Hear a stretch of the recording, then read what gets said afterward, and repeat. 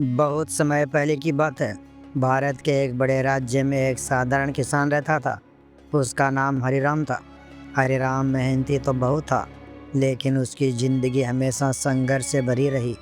उसका परिवार बड़ा था, बूढ़े माता पिता, पत्नी और 3 छोटे छोटे बच्चे। खेत उसकी रोजी रोटी का साधन थे और उन्हीं खेतों की पैदावार से घर का चूल्हा जलता था। लेकिन उस साल बारिश न के बराबर हुई। आसमान से बूंदें तो टपकी, पर इतनी कम कि खेत की प्यास बुझ न सकी। हरिराम दिन रात इसी चिंता में डूबा रहता कि पानी के बिना उसका अनाज कैसे उगेगा। कई हफ्तों तक बादलों की ओर टकटकी लगाए देखने के बाद भी आसमान साफ ही रहता। खेतों की मिट्टी सूख कर फटने लगी थी। पौधे जो अंकुरित हो चुके थे मुरझाने लगे थे। हरिराम का मन बैठने लगा। वह सोचता, अगर इस बार फसल खराब हो गई तो मेरे परिवार का क्या होगा। बच्चों को क्या खिलाऊंगा, घर कैसे चलेगा। इन्हीं चिंताओं में डूबा किसान दिन रात इधर उधर भटकता रहता। उसे केवल एक ही उपाय सूझता, किसी तरह खेतों के पास पानी का इंतजाम कर लिया जाए। कई दिनों तक उसने अपने गांव के चारों ओर घूम घूम कर कुएं की तलाश की। कभी वह पश्चिम दिशा में निकलता तो कभी उत्तर की ओर।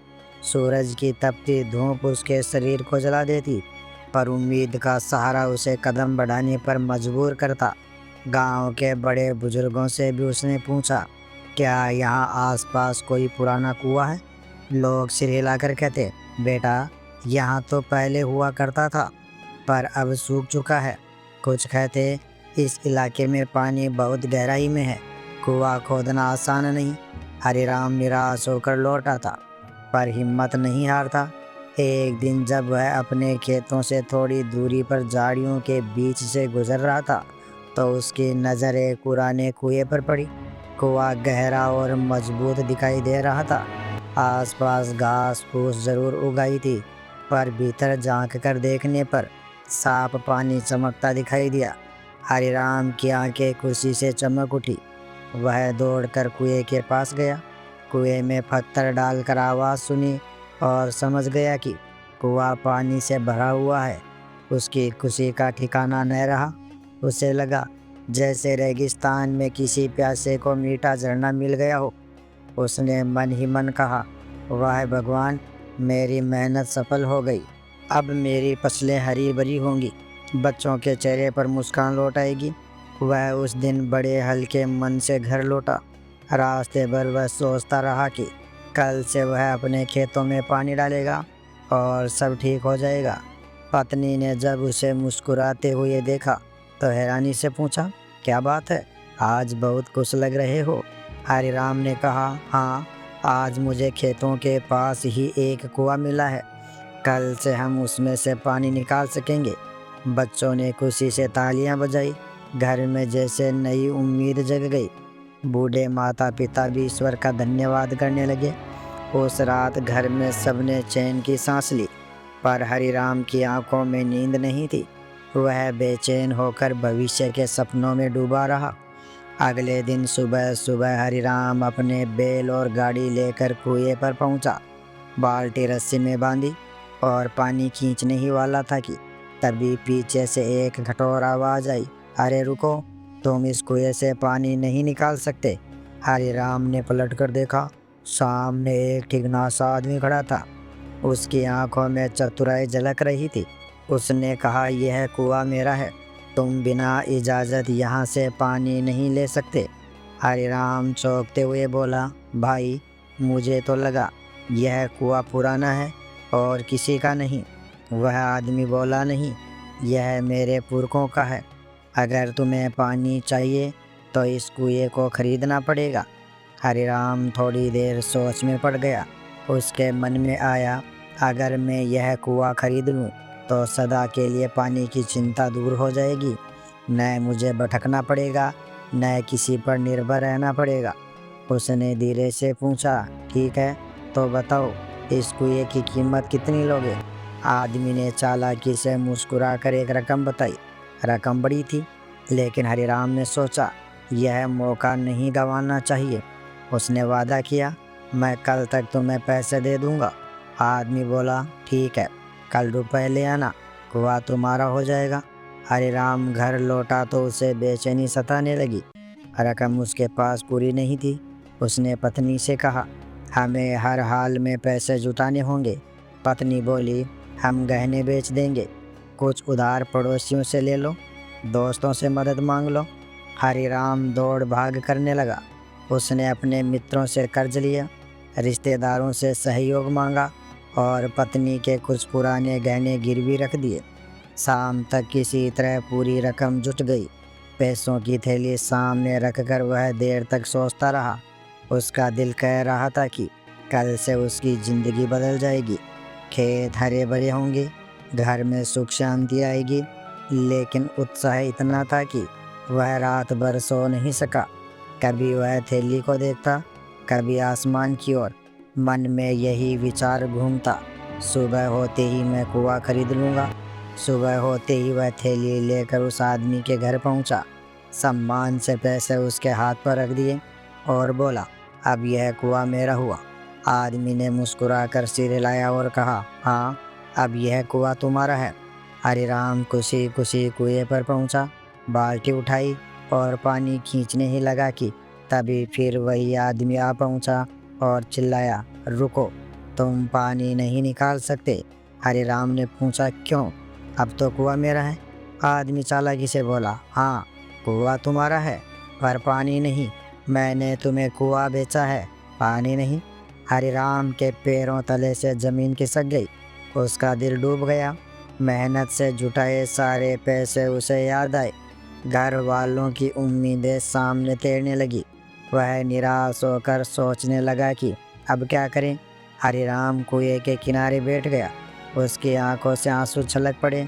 वह बुदबुदाया, हे भगवान, मैंने तो सोचा था कि मेरी मेहनत रंग लाएगी, पर यह कैसी धोखेबाजी हो गई। अब मैं क्या करूं? किससे न्याय मांगूं? पास ही उसके बच्चे खेल रहे थे। जब उन्होंने अपने पिता को उदास देखा तो उनके मासूम चेहरे पर भी चिंता की लकीरें खींच गई। पत्नी ने ढाढ़स बंधाया, हिम्मत मत हारो। अगर उस आदमी ने तुम्हारे साथ अन्याय किया है तो कोई न कोई रास्ता ज़रूर निकलेगा। हरिराम ने ठान लिया कि अब वह सीधे राजा के दरबार में जाएगा। उस समय दिल्ली की गद्दी पर बादशाह अकबर का शासन था। अकबर का दरबार दूर दूर तक न्याय, प्रियता और बुद्धिमत्ता के लिए प्रसिद्ध था। देश भर से लोग अपने झगड़े और शिकायतें लेकर वहां आते थे। दरबार में बीरबल जैसे नवरत्न भी मौजूद रहते थे, जो अपनी चतुराई और समझदारी से सबकी समस्याएं हल करते थे। हरिराम ने तय किया कि वह अपने दुख की फरियाद लेकर अकबर के दरबार जाएगा। अगले ही दिन वह सुबह सुबह दरबार पहुंच गया। उसने दरबार के प्रहरी से कहा, मुझे बादशाह सलामत से न्याय चाहिए। सैनिकों ने उसकी बात अंदर पहुंचाई और जल्द ही हरिराम को दरबार में बुला लिया गया। सिंहासन पर अकबर शान से बैठे थे। उन्होंने किसान की हालत देखकर दया भाव से पूछा, बताओ, तुम्हारी क्या समस्या है? हरिराम हाथ जोड़कर बोला, जहाँपना, मैंने अपनी मेहनत की सारी कमाई से गांव के पास एक कुआं खरीदा है, लेकिन जिसने मुझे वह कुआं बेचा वह अब कहता है कि कुआं तो तुम्हारा है पर पानी मेरा है। वह मुझे पानी निकालने नहीं दे रहा। मैं बहुत परेशान हूँ, आपसे न्याय चाहता हूँ। अकबर ने तुरंत सैनिकों को हुक्म दिया कि उस आदमी को बुलाया जाए जिसने कुआं बेचा था। थोड़ी ही देर में वह आदमी घबराया हुआ दरबार में हाजिर हुआ। अकबर ने गहरी आवाज़ में पूछा, किसान जो कह रहा है, क्या वह सच है? वह आदमी चालाकी से बोला, हाँ हुजूर, मैंने किसान को कुआं बेचा था, लेकिन पानी नहीं। मैंने केवल कुआं दिया है, पानी नहीं। अकबर थोड़ी देर सोच में पड़ गए। उन्होंने दरबारियों की ओर देखा और बोले, बात में दम तो है। कुआं बेचा है, पानी नहीं। आखिर किसान पानी पर कैसे अधिकार जता सकता है? दरबारियों में हलचल मच गई। कोई कहता, बात तो सही है, कोई कहता, नहीं, कुएं का मतलब ही पानी है। लेकिन अकबर खुद उलझ गए। उन्हें लगा कि फैसला करना आसान नहीं है। अकबर ने आदेश दिया, बीरबल को बुलाया जाए। थोड़ी देर में बीरबल दरबार में आ पहुँचे। उनकी आंखों में वही परिचित चमक थी और चेहरे पर आत्मविश्वास की मुस्कान। अकबर ने उन्हें पूरी बात सुनाई। बीरबल ने दोनों पक्षों से प्रश्न किए। पहले किसान से पूछा, तुमने क्या खरीदा था? किसान बोला, हुजूर, मैंने पूरा कुआं खरीदा था। फिर उस आदमी से पूछा, तुमने क्या बेचा था? वह बोला, हुजूर, मैंने कुआं बेचा, पानी नहीं। बीरबल मुस्कुराए और बोले, जहाँपना, यह आदमी खुद मान रहा है कि उसने केवल कुआं बेचा है। ठीक है, तो अब सवाल यह है कि जब कुआं किसान का हो चुका है तो इसमें इस आदमी का पानी क्यों है? अगर पानी इसका है तो इसे तुरंत अपना पानी निकाल कर ले जाना चाहिए, वरना यह किसान की संपत्ति में जबरन कब्जा कर रहा है। यह सुनते ही दरबार में ठहाके गूंज उठे। अकबर की आंखों में भी चमक आ गई। वह आदमी हक्का बक्का रह गया। उसके पास कोई जवाब नहीं था। पसीने से उसका शरीर भीग गया। वह घुटनों के बल गिर पड़ा और बोला, हुजूर, मुझसे गलती हो गई। मैंने किसान को धोखा देने की कोशिश की। कृपया मुझे माफ़ कर दीजिए। अकबर ने कठोर स्वर में कहा, धोखा देना बहुत बड़ा अपराध है। तुम्हें किसान को उसका पूरा अधिकार देना होगा और अपने अपराध के लिए जुर्माना भी भरना होगा। किसान हरिराम की आंखों में खुशी के आंसू आ गए। उसने हाथ जोड़कर कहा, आपका बहुत बहुत धन्यवाद। आपने मुझे न्याय दिलाया। अब मैं चैन से खेतों को सींच सकूंगा। बीरबल ने मुस्कुराते हुए कहा, याद रखो, सच और मेहनत की जीत हमेशा होती है।